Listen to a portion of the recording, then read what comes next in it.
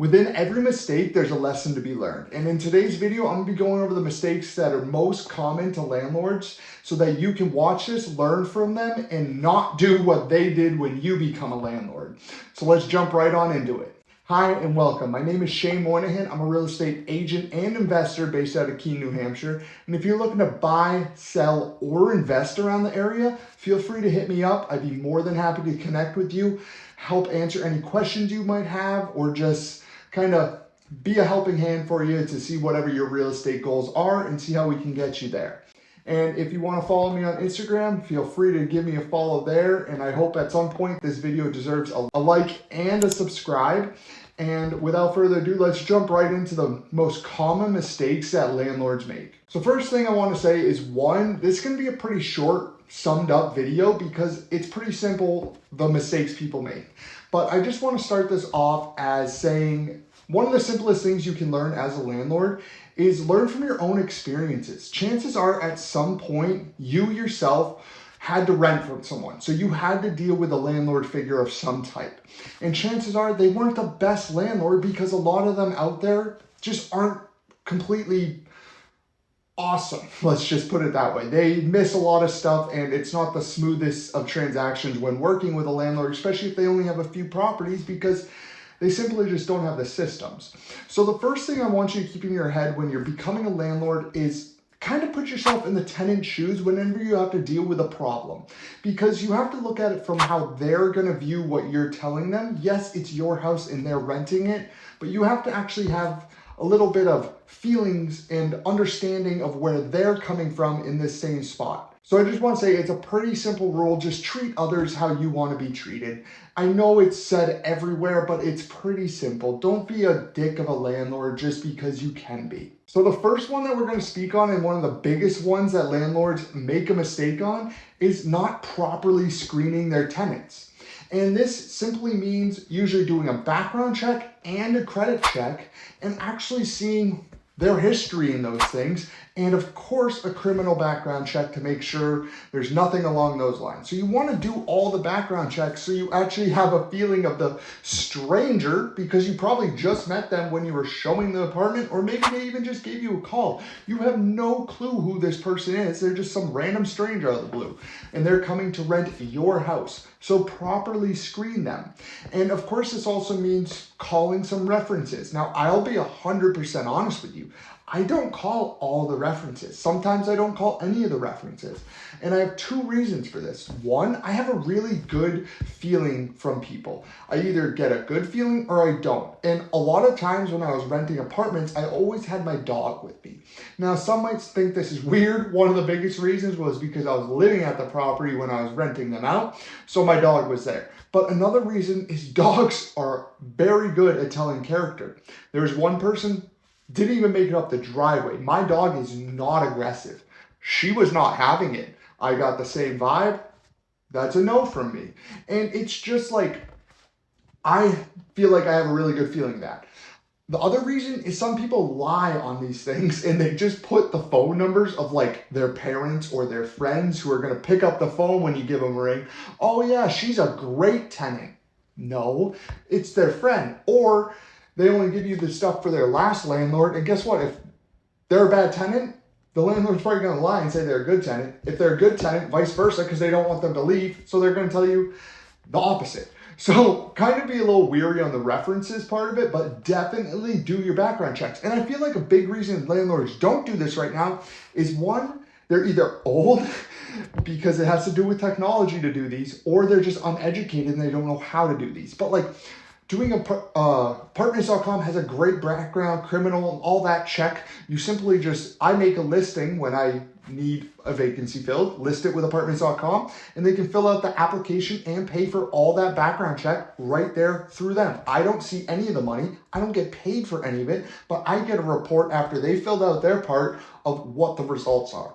So that is the first mistake. People just don't properly screen their tenants. So of course they're going to have problems. The next problem is mainly for new landlords, and that's not properly knowing expenses and budgeting for the expenses.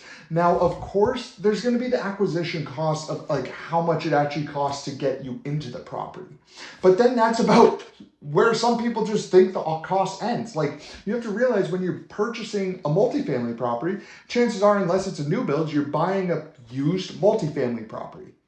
Most of the time, multifamily properties aren't the nicest taken care of properties out there because of these bad landlords who don't do what they should when they own them. So you're picking up something that's probably going to have some type of problem. So make sure you're budgeting in for that. Even if it's something that's not like apparent at the moment, it's probably going to come up within that first 6 to 12 month period of you owning it and realizing, this house seems to have some annoying quirks that needs fixing. Trust me, I know that.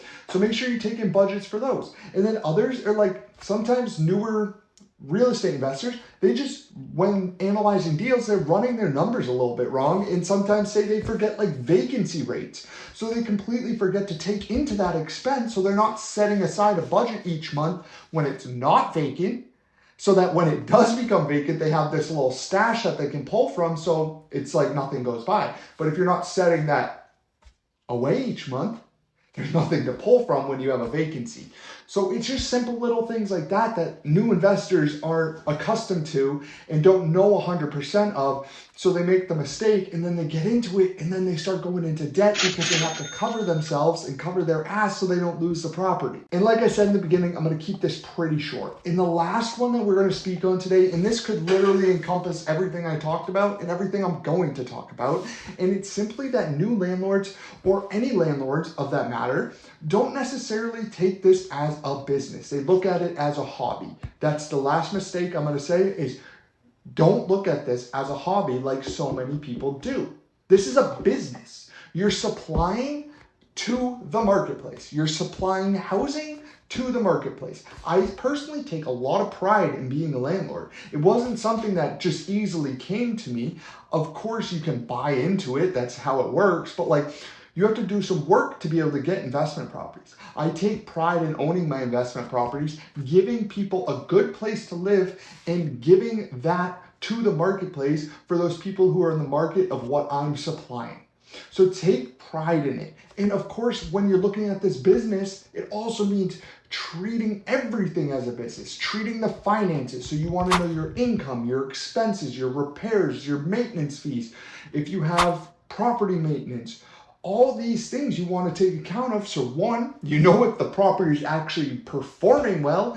And two is when taxes come, you have all that ready and prepared so that hopefully the accountant you have can do their part and get you as much tax savings as possible. Another huge benefit of owning real estate. So that's something you want to do. Actually look at it as a business. Another thing, having the systems. This covers like properly screening tenants. That's a system. Actually knowing how to analyze your properties correctly. That's a system. Have your systems in place because you are creating a small business. Once you become a landlord, you become a small business. Now it's looking at numbers and seeing if you're actually making money, because nobody wants to be a landlord if they're losing $600 every month.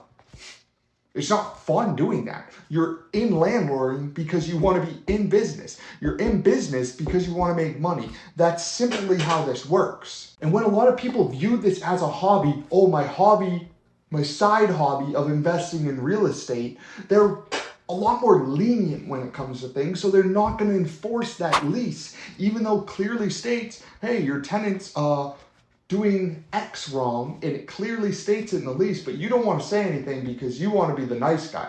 You don't want to bring up that problem. And the same thing when it comes to these hobbyists of landlords not wanting to address problems with tenants. When the tenants come to a problem, they just ignore it instead of actually addressing the problem, fixing the problem, and having a happy tenant. I say this all the time. If you have a happy tenant, you're probably going to be a happy landlord, because if the tenant's happy, they're not complaining to you about anything. So you don't have anything to fix. So supply good housing, fix the stuff that needs fixing, and you're going to be in much better shape. So all in all, again, trying to keep this short and concise. If you want to become a landlord, you have to become a businessman. If you want to become a businessman, the point of being in business is to make money. So that's how you have to look at real estate investing. You have to look at it as a small business. You open it up, it's a small business. Look at it like that. and go into it with the right mindset when you go into real estate investing. And I highly suggest when you're in real estate investing, even before real estate investing, educate yourself. Learn, watch YouTube, listen to podcasts, read books, understand what you're getting into before you get into it. Know how these systems work. Know what you can and cannot do as a landlord. You don't want to get in trouble with this because there are laws once you become a landlord. So know everything you need to know, that you have the confidence of what you're delivering to the marketplace. You know how to deliver it. You know how to get someone into it, and you know how to have them pay you for what you brought to the marketplace. So to wrap this all up, for a nice little present with a bow on top, what I basically just said is, if you're wanting to be a real estate investor, you have to understand that you're going into a business and you're opening up a business. The point of being in business is to make money. If you want to make money, you have to know how the business works. So learn the business. If it's something that you don't like, don't do it. If it's something that you do like, do it. Go through with it, get your systems in place, and have this as a well-oiled machine that you can just repeat and scale to grow your wealth, because that's the point of real estate investing, is to grow your wealth. So I hope that brought some value to you. I want to keep this nice and short. I want to bring as much value as I can to you guys with as quick a video as I can, because as the quote goes, I kind of forget who said it, but they said, if I had more time, I would have written you a shorter letter. So with that being said, I hope this brought you some value. I hope it deserves a like and a subscribe, and I will catch you guys next week.